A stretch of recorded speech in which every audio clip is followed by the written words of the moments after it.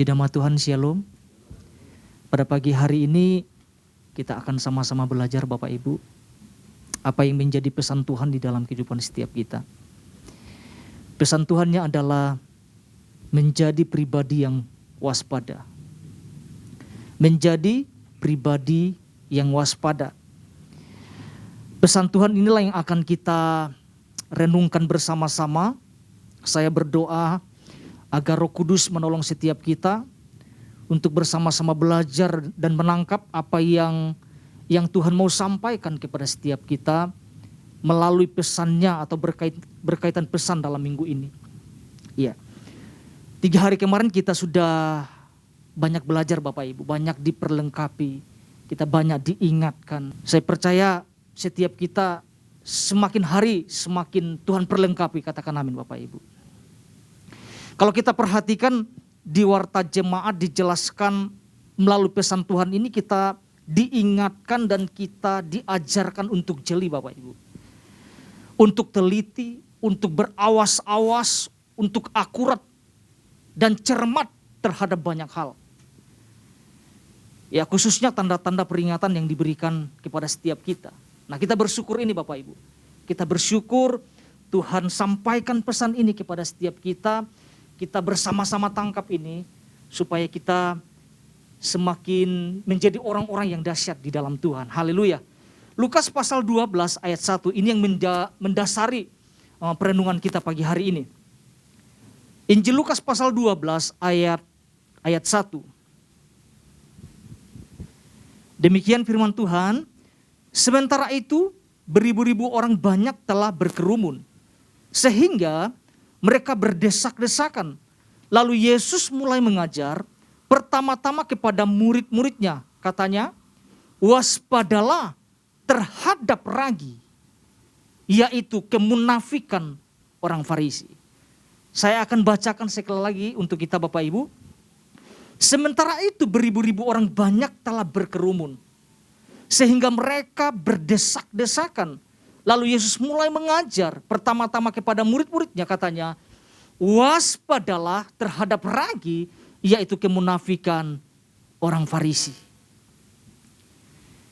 Jadi kalau kita perhatikan, Yesus lagi mengajarkan sesuatu ya, di dalam kehidupan orang-orang percaya kepada kita semua.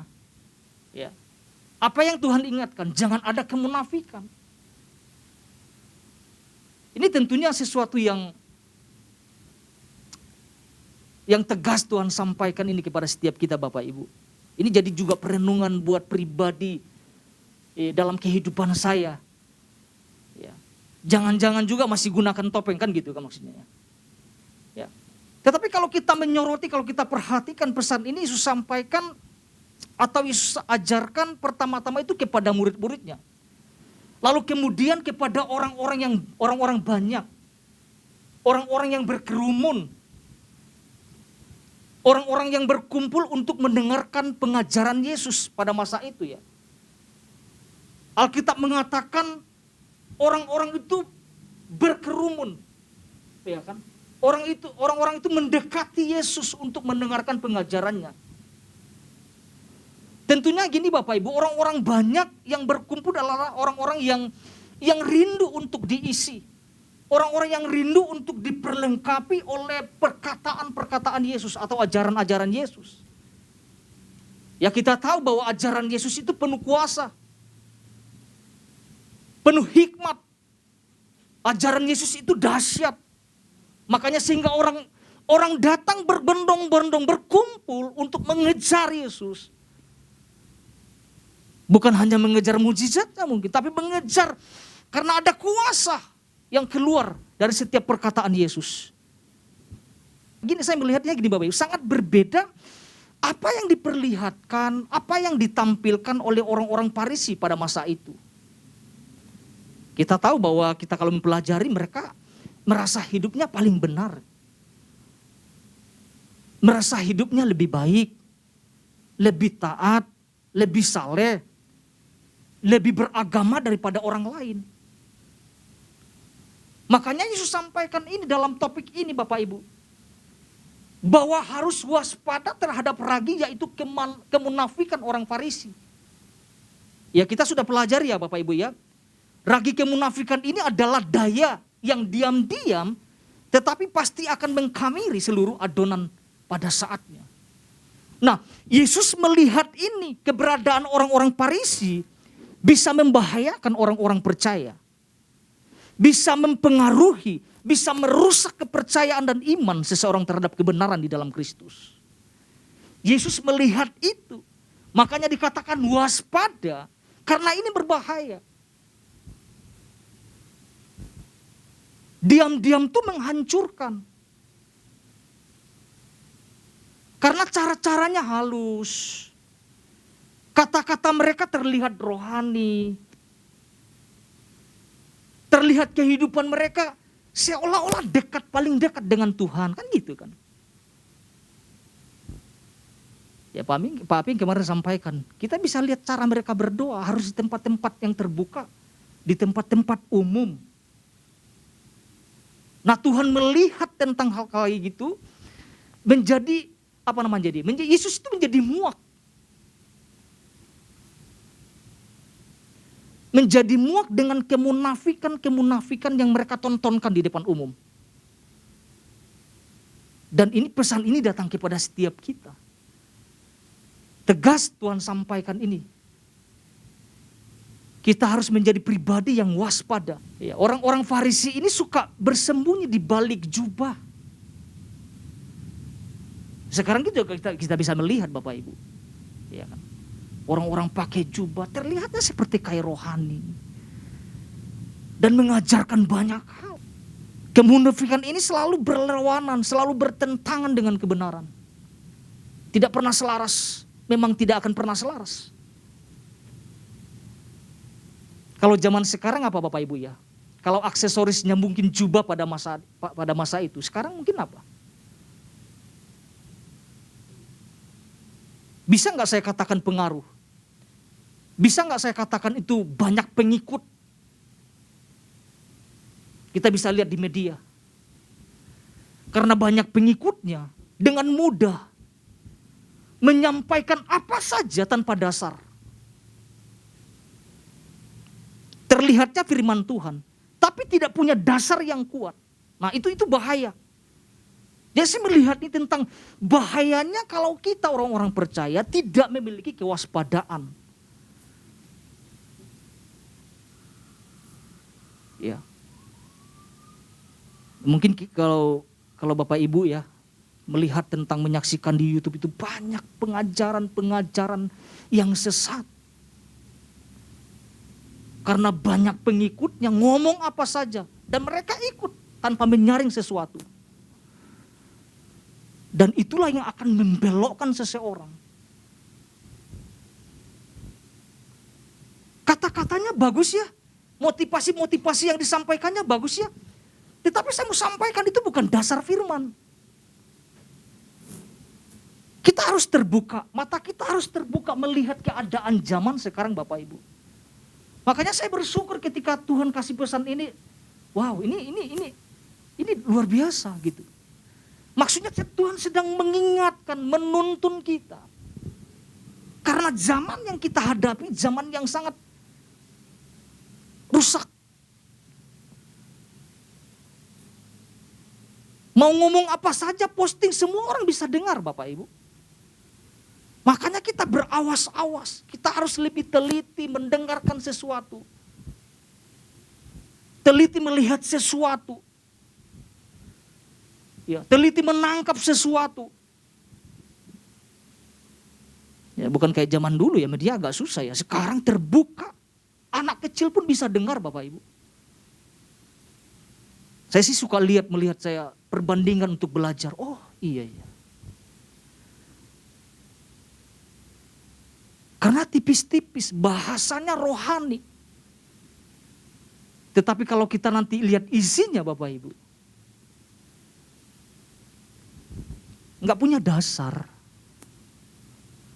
Bahkan banyak melenceng, banyak keluar dari kebenaran firman Tuhan. Ya, kita diingatkan di dalam inti pesan Tuhan Bapak Ibu. Melalui pesannya ini Tuhan mengingatkan kita umatnya untuk menjadi pribadi-pribadi yang tahu apa yang disukai Tuhan dan apa yang tidak disukainya. Kita harus cari tahu apa yang Tuhan sukai, apa yang tidak. Ya, kita sudah dijelaskan ya Bapak Ibu ya. Tuhan tekankan tentang kewaspadaan akan kemunafikan, ketamakan, pengajaran sesat, nabi-nabi palsu. Nah, ini harus kita menjadi fokus kita bersama-sama. Tantangan kita semakin berat. Tantangan generasi-generasi di bawah kita semakin berat. Kalau kita tidak ingatkan tentang hal ini, maksudnya berkaitan pesan Tuhan ini, akan terjadi penyimpangan nanti. Tidak ada penyaring. Sehingga sangat mudah terbelok dalam hal iman, dalam hal keyakinan. Karena dunia sedang mengajarkan sesuatu yang gampang-gampang kan. Anda nggak perlu ke gereja, cukup berdoa juga udah cukup. Itu yang dunia ajarkan loh sekarang Bapak Ibu. Bukankah firman Tuhan mengatakan latihlah dirimu beribadah kan? Kadang-kadang itu Bapak Ibu. Seolah-olah menjadi tampaknya jadi mudah.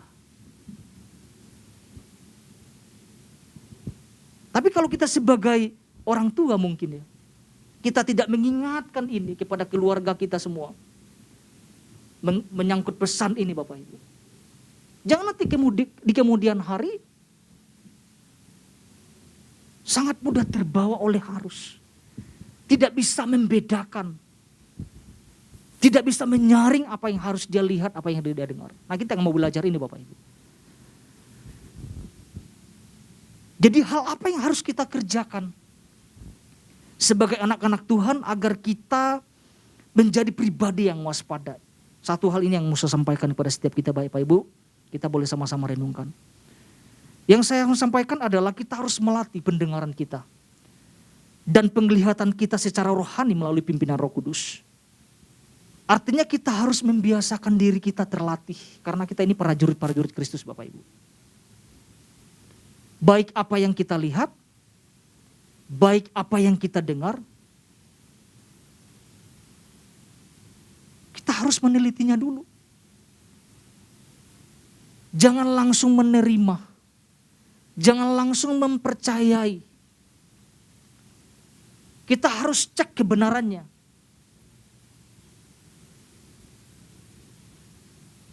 Ya, karena memang pada dasarnya gini Bapak Ibu, manusia itu gampang-gampang tertipu ya. Kalau seseorang nggak punya ketajaman tuh gampang sangat tertipu, sangat mudah tertipu. Baik itu tentang pengajaran yang sesat, ya atau hal yang lainnya ya. Saya melihat bahwa kita ini penting untuk melatih pendengaran kita, melatih apa yang kita harus lihat. Jangan sampai kita melihat semuanya samar-samar. Jadi pertanyaan, mengapa kita harus latih? Ya, Bapak Gembala sampaikan tujuannya supaya kita memiliki ketajaman, supaya kita memiliki kepekaan, supaya kita mampu membedakan mana yang dari Tuhan, mana yang tidak. Ketajaman ini perlu kita bangun setiap waktu di dalam kehidupan setiap kita Bapak Ibu. Ketajaman itu ada waktunya. Ketajaman itu bukan besok belajar firman Tuhan jadi tiba-tiba jadi tajam, tidak. Tapi harus dilatih hari ke hari. Jadi jangan sampai ada yang mengatakan kalau sudah ikut membaca firman Tuhan misalnya ya 1 minggu langsung tajam, enggak. Setiap hari kita harus bangun hidup kita bersama-sama Bapak Ibu di dalam Tuhan. Dengan cara mengisi firman Tuhan. Alkitab mengatakan renungkan firman Tuhan siang dan malam. Ya, artinya banyak tugas kita Bapak Ibu. Kita harus banyak menambahkan.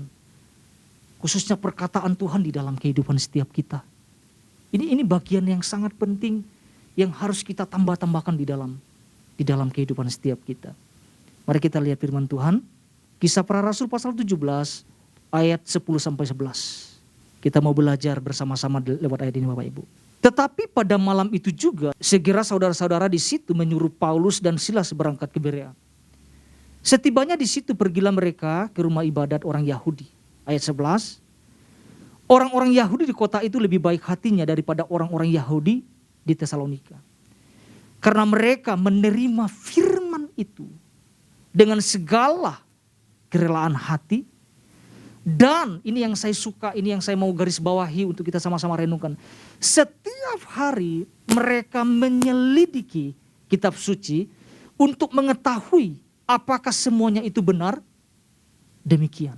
Dari ayat ini jelas mengatakan bahwa setiap hari mereka menyelidiki kitab suci untuk mengetahui apakah semuanya itu benar. Demikian. Tuhan rindu kita juga melakukan hal yang sama Bapak Ibu. Menyelidiki, mempelajari firman Tuhan. Mengisi hidup kita dengan kebenaran. Saya mau sampaikan Bapak Ibu bahwa orang-orang seperti inilah yang bisa dikatakan orang-orang yang terlatih. Orang-orang yang terbiasa untuk menyelidiki firman. Selain kita belajar sendiri Bapak Ibu, di rumah, di gereja kita juga ada pengajaran. Kita semakin ditambah-tambahkan. Kita semakin diisi. Kita semakin diperlengkapi. Apa tujuannya? Supaya kita memiliki kehidupan yang selalu waspada. Selalu hidup berhati-hati. Saya melihat bahwa orang-orang yang suka menyelidiki, orang-orang mempelajari, orang-orang yang menerima firman Tuhan tidak mudah untuk dibelokkan. Untuk ajaran-ajaran sesat khususnya Bapak Ibu. Karena terbiasa penuh. Ketika ada sesuatu yang salah, ketika ada sesuatu yang tidak sesuai, mereka langsung bisa tahu. Karena kenapa Bapak Ibu? Terbiasa mempelajari firman Tuhan. Kita sangat terbatas Bapak Ibu. Kadang-kadang ketika juga saya membaca firman Tuhan, ada sesuatu yang kok sulit dimengerti ya. Kok susah dipahamin ya. Tapi dibaca berulang-ulang berbeda pengertian-pengertiannya. Kita baca mungkin hari ini, minggu depan ketika kita baca ayat yang sama, udah berbeda. Ada yang Tuhan tambah-tambahkan. Kita harus menjadi pribadi yang waspada. Artinya terlatih dalam segala sesuatu. Ibrani pasal 5 ayat 14. Demikian firman Tuhan. Tetapi makanan keras adalah untuk orang-orang dewasa. Yang karena mempunyai panca indera yang terlatih. Untuk membedakan yang baik daripada yang jahat. Untuk membedakan loh firman Tuhan katakan. Jangan sampai nanti Bapak Ibu kita tidak mempelajari sesuatu. Kita tidak menambah-nambahkan sesuatu. Akhirnya kita tidak mampu untuk membedakan. Hidup kemunafikan itu sesuatu yang salah. Hidup kemunafikan itu bertentangan dengan firman Tuhan. Pesan Tuhan ini sekaligus meneguhkan kita sebetulnya Bapak Ibu. Firman Tuhan sedang mengajar, mengoreksi kita semuanya. Pak Aping sampaikan kemarin dia. Buat saya firman Tuhan sedang mempertajam kita, sedang lagi meneguhkan kita. Untuk supaya berawas-awas, berhati-hati. Selalu ada peringatan-peringatan yang Tuhan sampaikan kepada setiap kita. Dan kita bersyukur. Tuhan baik di dalam kehidupan setiap kita. Oleh karena apa yang harus kita lakukan? Isi hidup kita dengan firman Tuhan Bapak Ibu. Hari Selasa Pak Ishak sudah sampaikan kita harus mengejar penuh dengan Roh Kudus. Bukan hanya kepada kita Bapak Ibu, kepada keluarga kita. Ini penting sekali. Karena Roh Kudus akan menolong, menuntun kita. Mengarahkan setiap kita. Mengajarkan kita banyak hal yang kita tidak pahami. Karena memang kita terbatas. Tetapi ketika ada Roh Kudus yang menguasai kita, kita mampu. Kita bisa membedakannya. Saya akan tutup dengan ayat ini Bapak Ibu. Tapi sebelum saya tutup ayat ini, saya kesaksian Bapak Ibu. Ini saya ada pengalaman pribadi. Itu tahun 2004, saya masih ingat sekali. Pada waktu itu saya, ini berkaitan tentang pengajaran ya Bapak Ibu ya. Ajaran-ajaran kadang-kadang tidak berdasarkan dengan kebenaran firman Tuhan. Waktu itu saya mendapat pengajaran ya. Ketika saya sepakat dengan firman Tuhan, saya harus memberikan diri saya dibaptis. Nah tetapi ada seseorang gini menyampaikan kepada saya Bapak Ibu, tidak perlu dibaptis loh. Kalau mau dibaptis ke Sungai Yordan baru sah. Saya mendengar itu kayak nggak pas ya. Kok nggak sesuai ya saya lihat. Ada pertentangan. Saya mau debat tapi karena juga saya mau belajar, baru belajar di perlengkap firman Tuhan, saya nggak berani gitu kan. Tetapi saya dalam hati saya sangat kuat bahwa ini salah, ini nggak sesuai gitu. Dan pada akhirnya memang saya harus bulat. Apa yang saya dapat itu sesuai dengan firman Tuhan, saya bilang. Apa yang saya pelajari, apa yang diajarkan kepada saya itu sesuatu yang benar, sesuatu yang alkitabiah. Akhirnya saya memutuskan memang harus dibaptis gitu loh, baptis selam Bapak Ibu. Gak tahu apakah masih hidup orang yang sampaikan ini kepada saya ya. Tapi saya melihat itu kok jadi aneh, hamba Tuhan sampaikan itu bukannya membimbing gitu. Tapi malah mengatakan nggak perlu dibaptis selam. Kalau dibaptis selam ke Sungai Yordan baru sah. Saya sedikit agak goyah loh Bapak Ibu, karena pada saat itu memang saya lagi terus dituntun belajar. Oh iya, diperlengkapi. Oh iya, ada dasar firman Tuhannya. Karena saya sudah diperlengkapi, Roh Kudus tuntun saya. Roh Kudus ingatkan saya.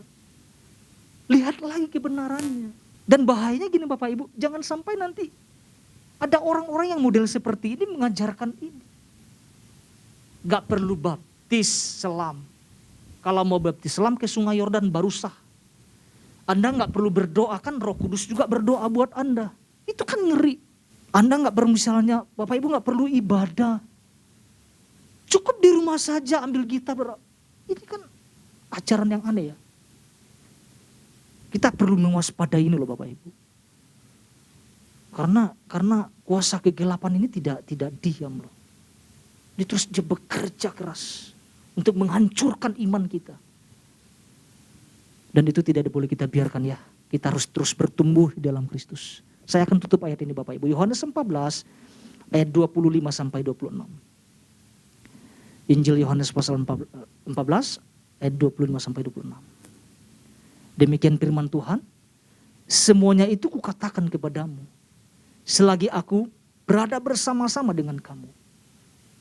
Kita perhatikan ayat 26-nya Bapak Ibu, tetapi penghibur yaitu Roh Kudus, yang akan diutus oleh Bapa dalam namaku, dialah yang akan mengajarkan segala sesuatu kepadamu dan akan mengingatkan kamu akan semua yang telah kukatakan kepadamu. Jadi kita bersyukur ada Roh Kudus yang selalu mengajarkan kita segala sesuatu, mengingatkan kita segala sesuatu dengan keterbatasan yang kita miliki. Saya tidak akan panjang lebarkan Bapak Ibu. Tuhan Yesus memberkati setiap kita.